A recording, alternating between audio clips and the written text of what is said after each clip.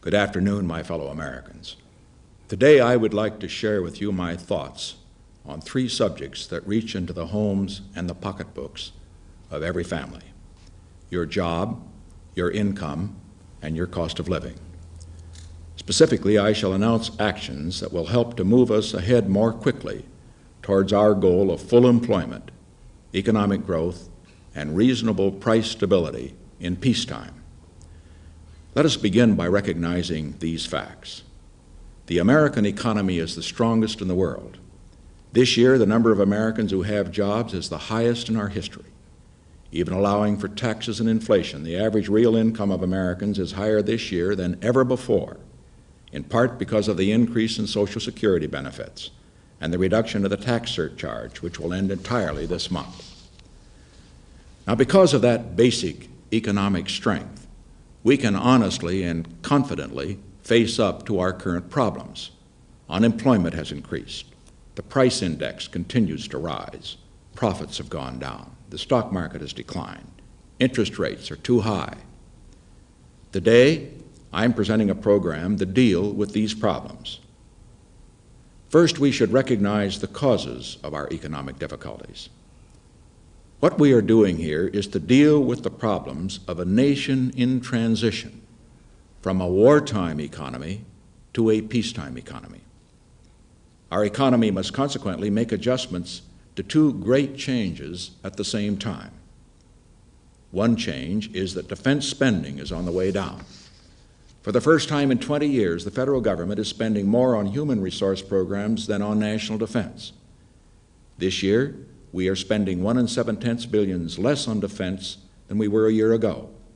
In the next year, we plan to spend $5 2/10 billion less. This is more than a redirection of resources. This is an historic reordering of our national priorities. The cuts in defense spending mean a shift of job opportunities away from defense production to the kind of production that meets social needs. This will require adjustment by many employees and businesses. For example, over 400,000 military and civilian employees have been released in this past year by our armed forces. In that time, cutbacks in defense spending have reduced jobs in defense plants by about 300,000. Taken together, that's almost 750,000 people affected by the reduction in defense spending. Now, while many of these workers have found new jobs, it's not hard to see where much of the current increase in total unemployment has come from.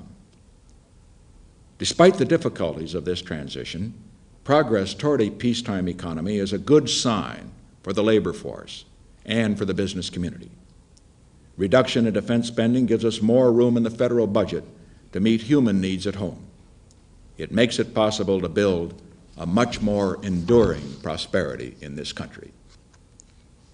With its trials and with its hopes, a peacetime economy is clearly on the way. We've already brought home 115,000 from Vietnam.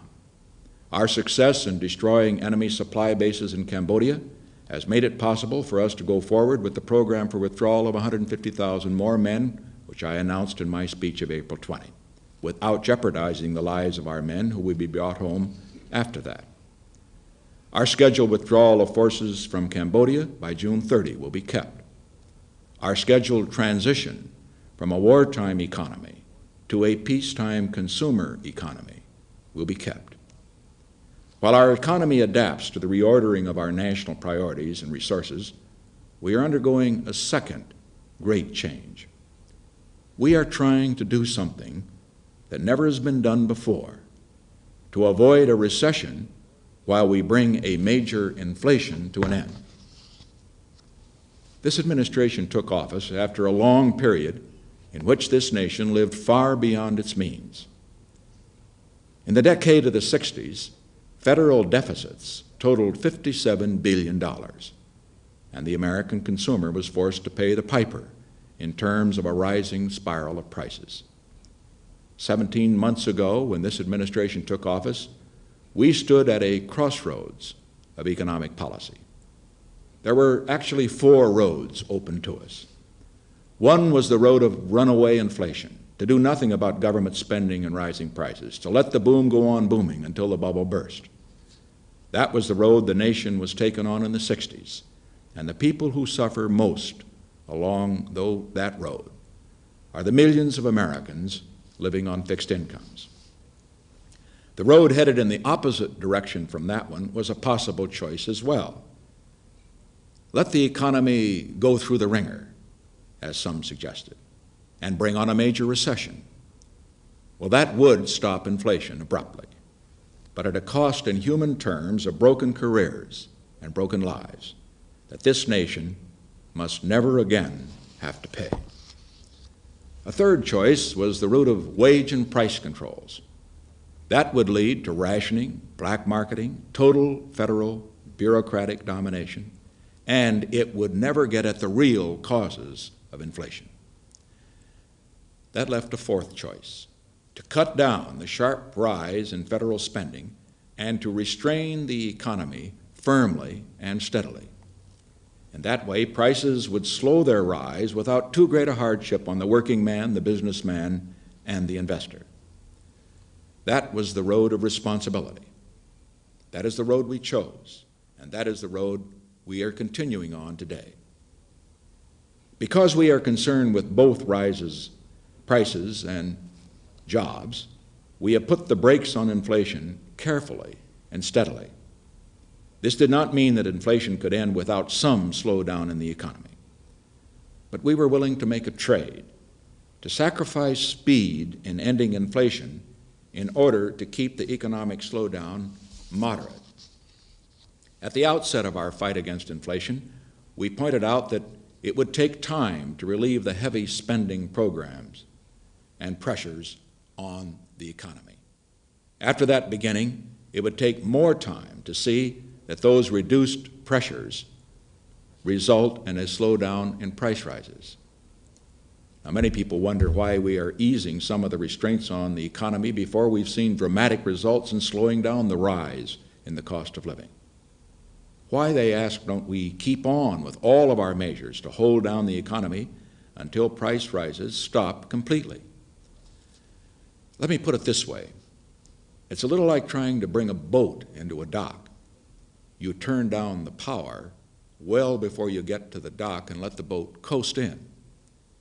Now, if you waited until you reached the dock to turn down the power, you'd soon have to buy a new dock or a new boat. In the same way, we're heading for the dock of price stability. We have to ease up on the power of our restraint and let our momentum carry us safely into port. That's why our independent central banking system has seen fit to ease up on the money supply. That is why I relaxed the cutback on federal-assisted construction projects and why I have not asked for a new surtax. These actions are not a signal that we are giving up our fight against inflation. On the contrary, they mean that there was already enough power applied to reach the dock, and now we'd better make sure that we don't damage the boat. The Federal Reserve's monetary policy, which permitted no growth in the money supply at all in the second half of 1969, has now been relaxed. In the past 6 months, the money supply has grown at a rate of about 6% a year. The chairman of the Federal Reserve Board has assured the nation that there will be enough money and credit to meet future needs and that the orderly expansion of the economy will not be endangered by a lack of liquidity. Now, I'm not asking anyone to put on rose-colored glasses. We're well aware of the forces working against us. To make sure the coming upturn in the economy will not be of the kind that brings on a new surge of inflation, we have gained control of the runaway momentum of federal spending, the spending that triggered the rise in prices in the first place. In the 3 years before this administration took office, federal spending rose an average of 15% a year, the sharpest rate of increase since the Korean War. In the current fiscal year, we slashed that rate of increase in half to 7%. And in the coming year, we intend to cut that rate of increase in spending by half again. Now, this required some hard decisions, including, as you may recall, the veto of a popular appropriations bill. But it was vital to win the battle to hold down spending so that we could ultimately hold down prices. We are winning that battle, but we cannot let up now. I am convinced that the basic economic road we have taken is the right road, the responsible road, the road that will curb the cost of living and lead us to orderly expansion. However, we have to face some difficult problems. The momentum of 4 years of inflation was stronger than had been anticipated. The effect on unemployment is greater than we foresaw. The pace of our progress toward price stability and high employment has not been quick enough. Now, this does not mean that we should abandon our strategy. It does mean that we must pay heed to economic developments as we move along and adjust our tactics accordingly.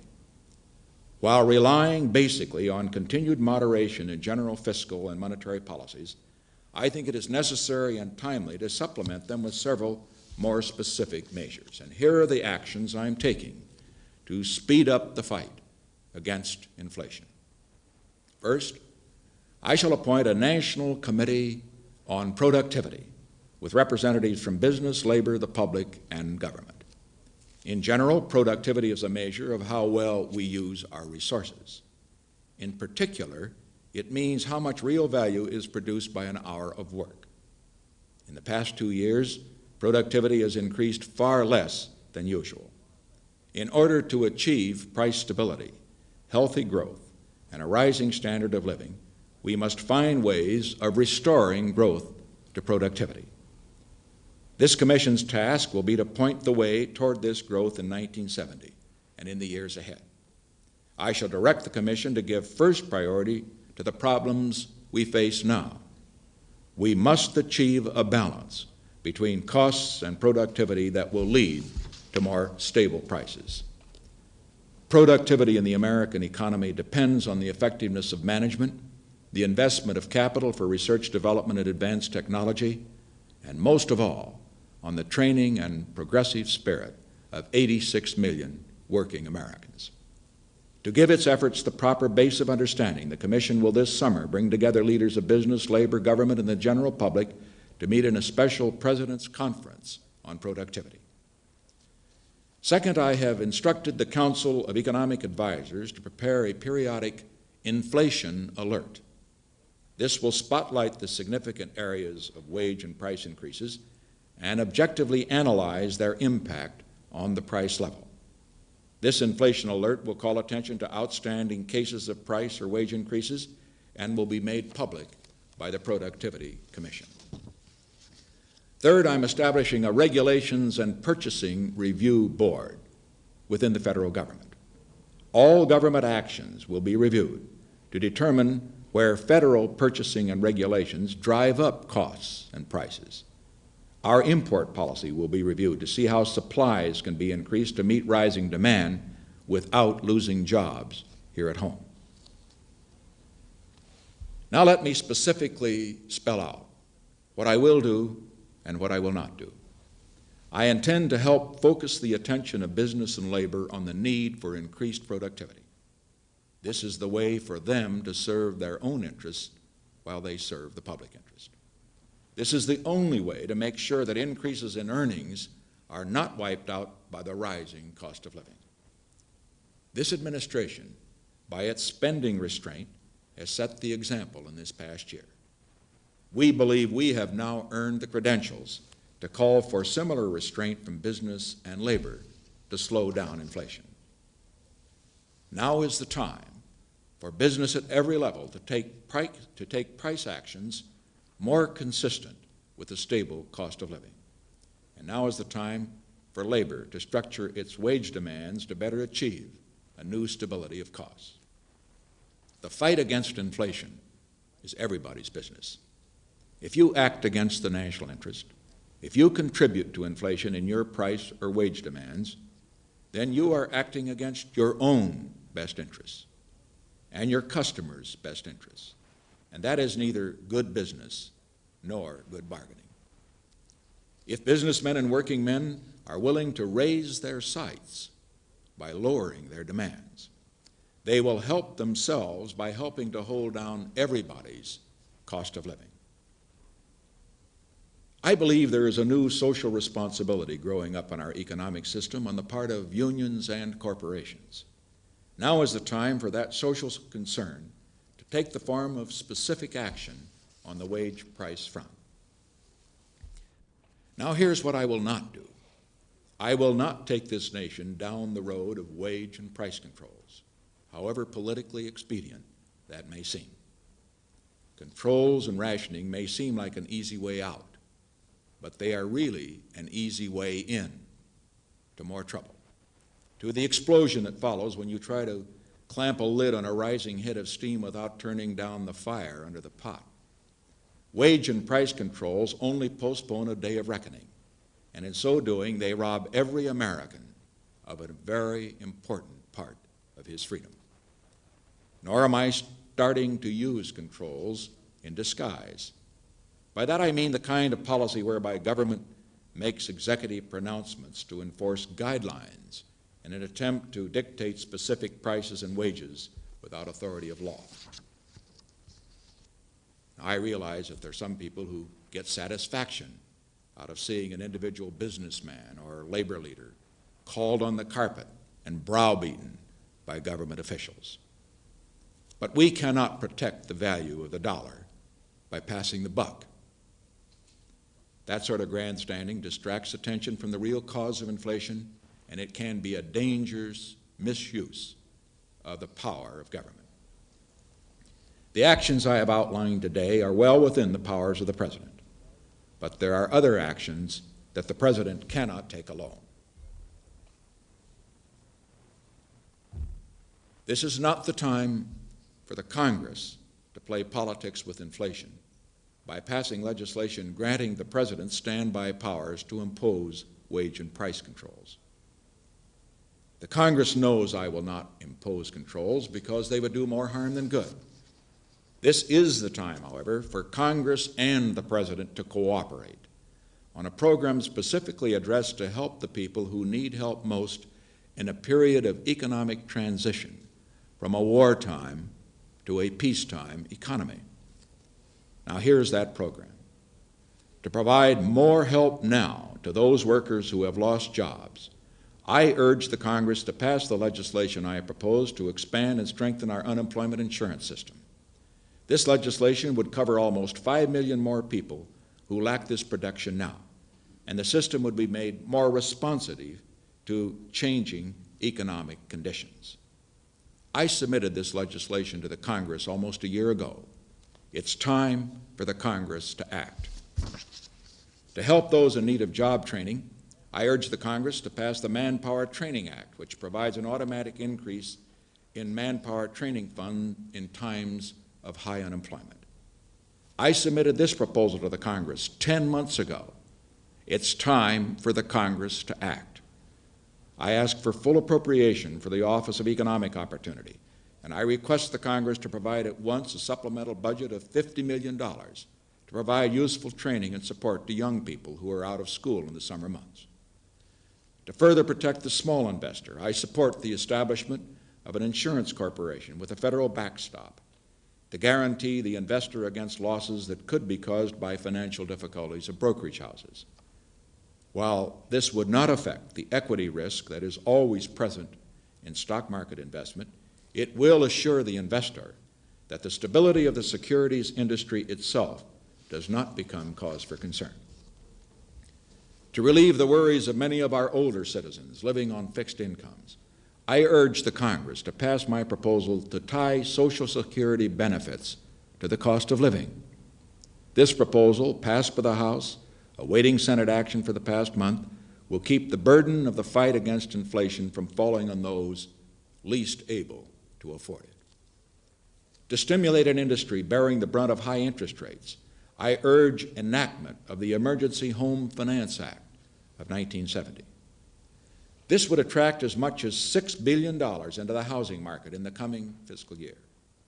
More than 1/3 families need this legislation for home financing now, and the resulting new construction of more than 200,000 houses will also help provide many new jobs. This housing bill was passed unanimously by the Senate. It has been awaiting action for 3 months in the House. It is time for the Congress to act. To help the small businessman, who finds it difficult to get necessary credit, I have asked the Congress for greater authority for the Small Business Administration to stimulate banks and others to make loans to small businesses at lower interest rates. I submitted this legislation to the Congress 3 months ago. It's time for the Congress to act.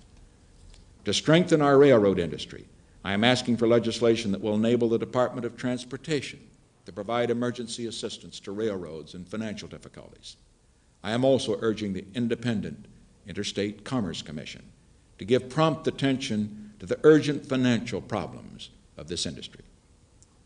And finally, to curb inflationary pressures throughout our economy, I call upon the Congress to join me in holding down government spending to avoid a large budget deficit. This requires a new restraint on spending programs and the passage of the revenue-producing measures that I have already made. There's an old and cynical adage that says that in an election year, the smart politician is one who votes for all bills to spend money and votes against all bills to raise taxes. But in this election year of 1970, that old adage cannot apply. The American people will see through any attempt by anyone to play politics with their cost of living. And whenever a member of Congress displays the imagination to introduce a bill that calls for more spending, let him display the courage to introduce a bill to raise the taxes to pay for that new program. Long before the art of economics had a name, it was called political arithmetic. The American people expect their elected officials to do their political arithmetic honestly. The actions I've taken today, together with the proposals I've made, are needed now to help us through this time of transition. I believe this is the right program at the right time and for the right purpose. There is no more important goal than to curb inflation without permitting severe disruption. This is an activist administration, and should new developments call for new action in the future, I shall take the action needed to attain that goal. Before I close today, I would like to give you a broader view of the significance of what is happening in the American economy. We have more at stake here than a possible difference of 1 or 2/10 of a percentage point in the price level in 1970. All of us have to make decisions now which will profoundly affect the survival of a free economic system throughout the world. Industrial countries around the world all face the problems of inflation. By solving our problems here without throwing away our freedom, we shall set an example that will have great impact on the kind of economic systems others may choose. Our free economic system has produced enormous benefits for the American people.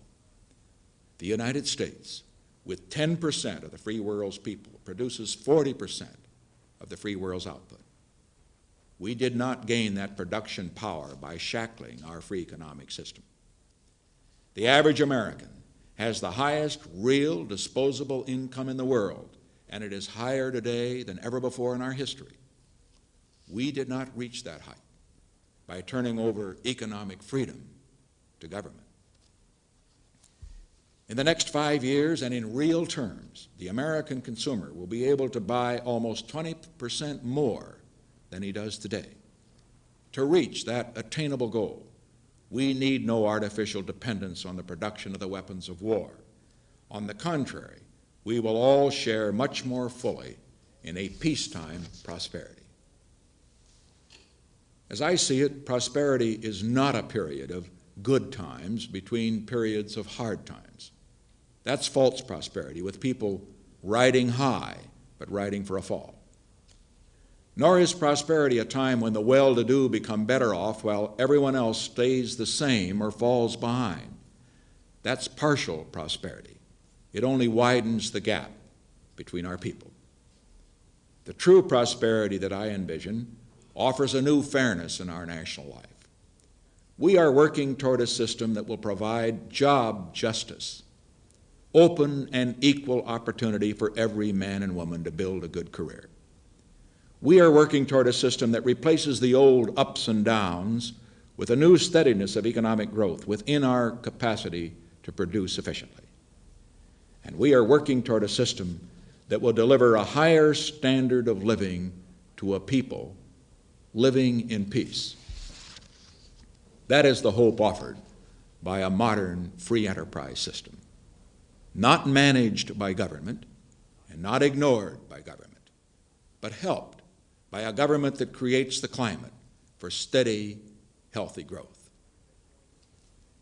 As we move forward into a peacetime economy, I am confident that we will achieve the only kind of prosperity that counts, the prosperity that lasts, the prosperity that can be shared,